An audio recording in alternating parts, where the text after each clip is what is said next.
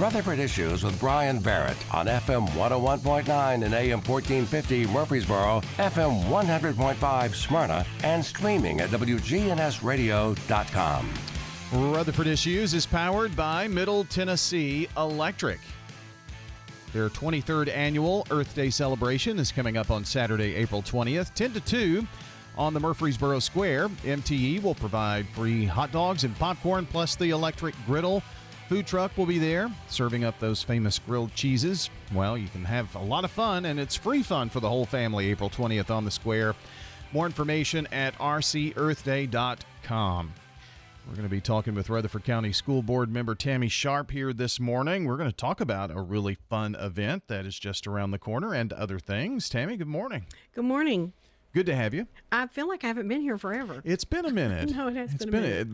But there was a time when you were here every month. I feel like that. But let me tell you, I have missed it. Well, really. Good. I'm glad. It's a great opportunity to have conversations with our folks about what's going on with Rutherford County Schools. It's been since the last time we've talked. A lot of things have happened. A lot of things. New school in the Beatty area, Beatty property, and on the way, I guess. On the way, and we're looking at 2 other pieces of property that we've talked about publicly, and then there's actually 3 of them, and the owners of the third one pulled it out. So we'll be looking in depth in those pieces. So what areas are you looking at for a school?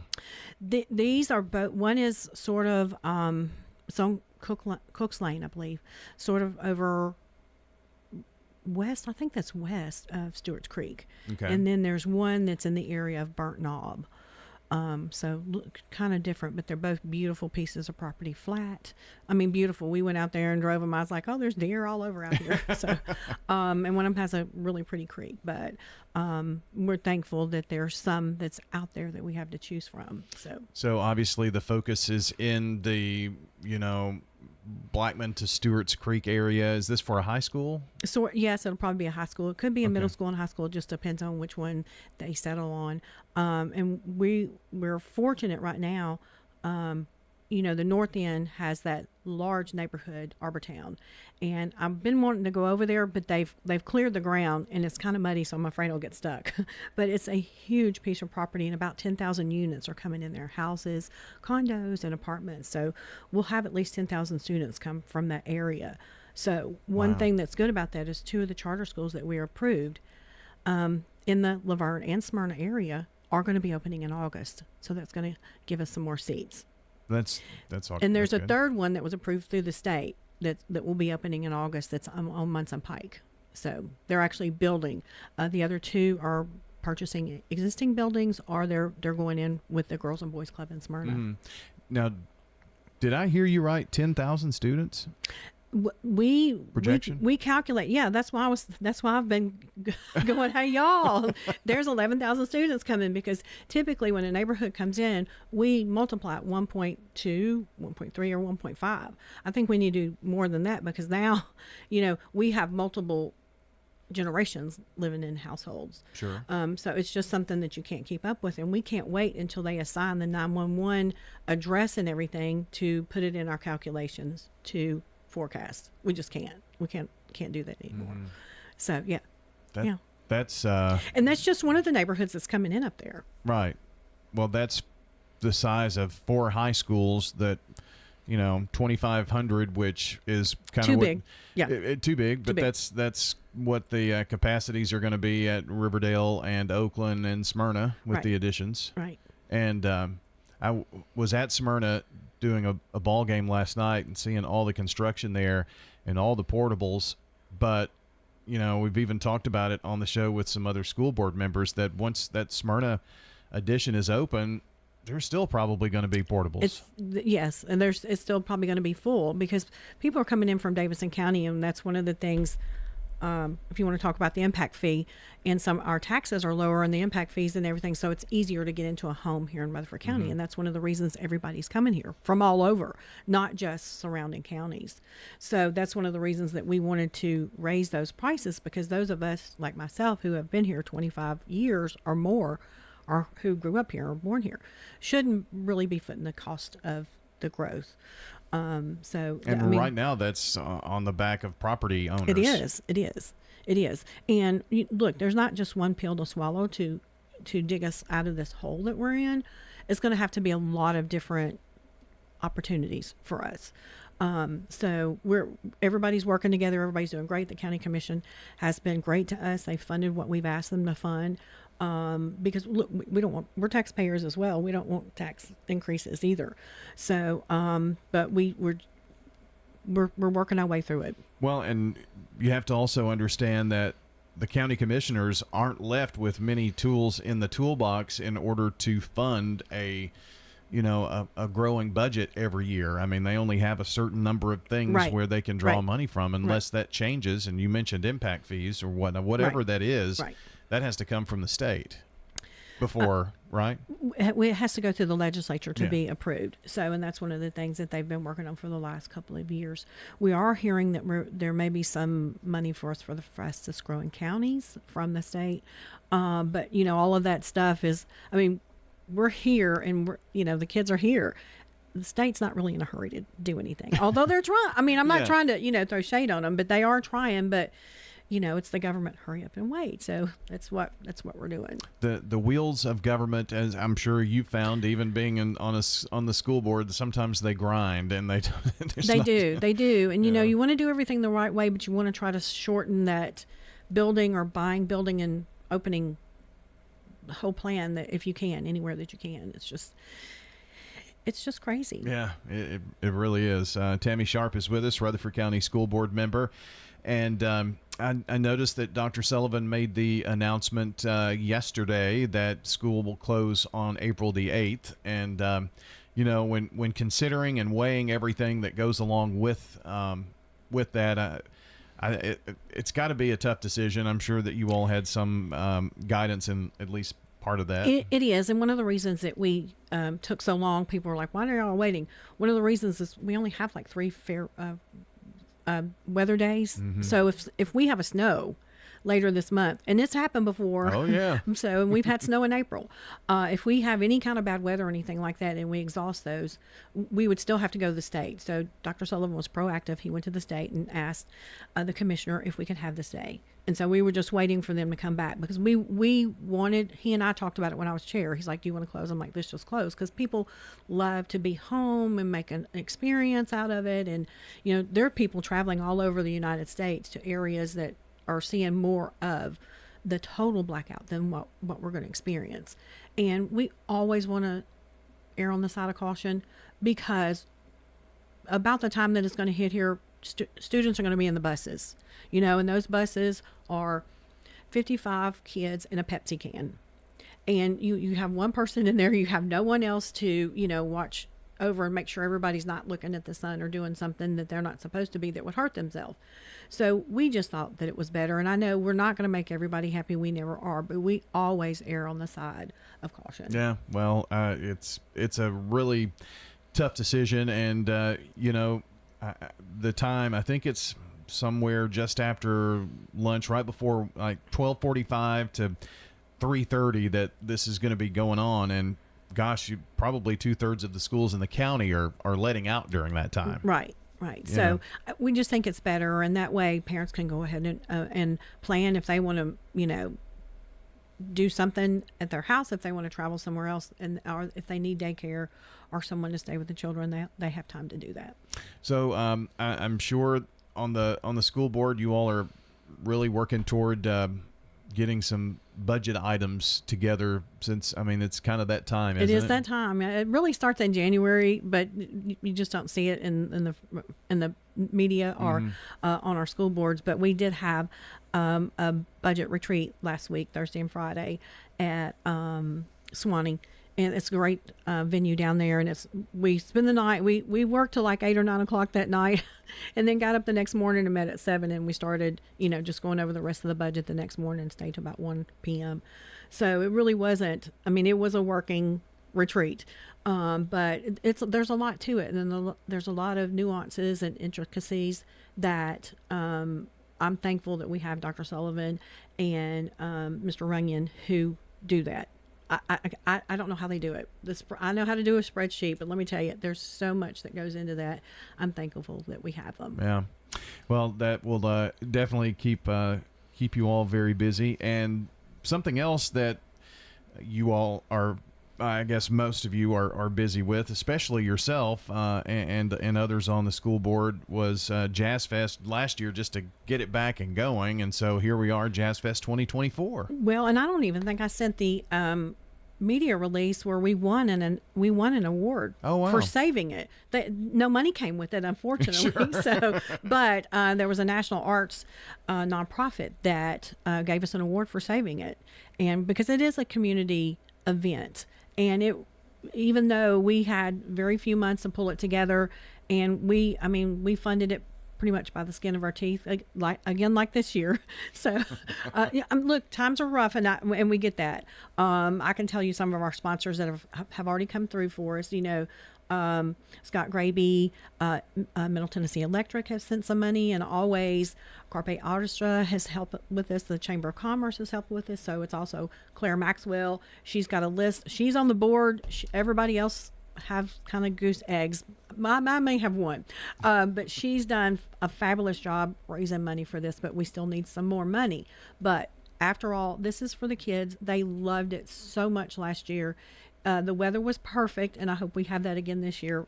It's a weekend before what we had it last year. Okay. Because there's a big wedding that's the next weekend, and we didn't want to compete with that, with the parking, and there's a Smyrna prom. It tough. Yeah, there's a Smyrna prom, but they're our kids, that's our family. So we'll be able to work things out, but we didn't want to have jazz and stuff going on when the wedding was going. So it's going to be April 26th and 27th. It's going to be a 2-night. Yes. So it's going to be jazz after dark at the fountains. Oh, jazz after dark.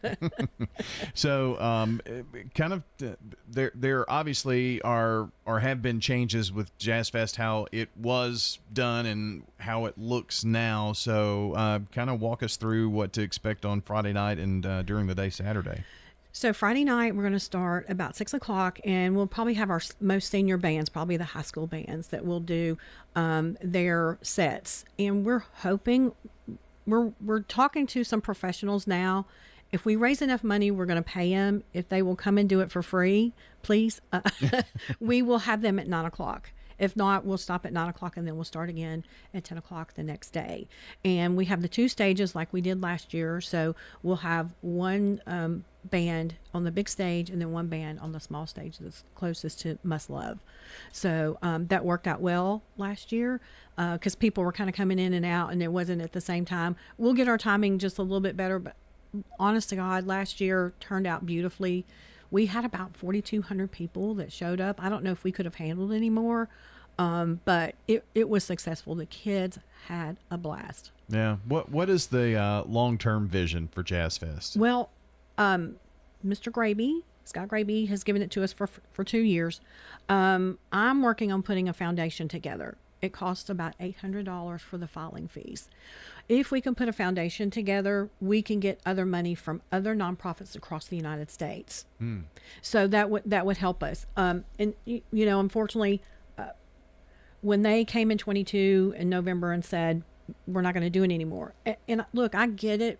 People not wanting on the square, especially the merchants, because it's so hard getting in and out. And, people want to go to their shop. They're not there to hear jazz. There was also the cost for the stage and everything. So there's a lot of good things, I think, although there's traditionalists that want it back at the square. Sure. And they still tell us that. But I think it's good at the fountains because we have ample parking. If we need to, I think we could use the field across the street. And there's merchants that are right there that are set up. I've already been talking with the ones that have food and coffee and ice cream and things like that to be ready for us because we got a lot of grief last year about not having food trucks. But when someone gives you a venue and they ask you not to do a food truck because they want their own merchants Sure. to recoup that cost, we're gonna go with that. Plus, there's a whole nother level of permitting with the city and things like that. So it really is easier not to have the food trucks. But I think it's just much better if we could get the foundation rolling. some of y'all know I was diagnosed with breast cancer in November of last year. So that set us back again this year. Yeah. So I feel like we're kind of behind the 8 ball, but everything's great. We're gonna get there as far as funding and everything. But if we can get the foundation set up, we can after it's over this year, we can start applying to the other nonprofits and have a big fund set up before we even start next year. Sure. So that's our plan. And there are at least talks and there have been conversations about some kind of an outdoor venue across the street, coming. So maybe, but that's down the road as well. I hear that it's still coming, but we would love it because we want our students to be able to. It would be another place for us to have another part of Jazz Fest or parking and things like that, and our students want to work there and be able to work with whoever the artists are that come through there. I mean, Scott Broden and he knows someone that's affiliated with them, so he and I have talked back and forth for the last year, I guess, about what's going to go on over there and how we can work it out to help our students and things like that. So I'm still hearing that it's coming. It's just going to take longer. Yeah. So that seems to be the case with a lot of the, we've been hearing about the bottoms and what's going to happen here across the street for 15 years probably. Well, and the fountains are supposed to build a twin building to the building that they have existing, which is where we park. Yeah. So I've seen some earth moving equipment over there recently, and I'm getting a little nervous over it because they were going to break ground last year, and they didn't. Right. So, but there's more parking on the backside that's closer to Thompson Lane that Gravy says that we can use. Well, so I know it'll be a fun event, and we'll continue to remind folks about it. BorrowJazzFest.com. You've got a website set up too. Yes, we do. You can just go there and it'll tell you everything about it. If you want to make a donation, any level of donation, we'll take that. But then there's also sponsorships for the day of. That is good. Well, I didn't want to just ask you, but you did bring it up with your health situation. So are things good for you? Things are great. Well, that's good. God is good. I can't tell you. I just scheduled what will hopefully be my last procedure for June. And honest to God, I was diagnosed late August, and I'm hoping to get the all clear next month from my oncologist.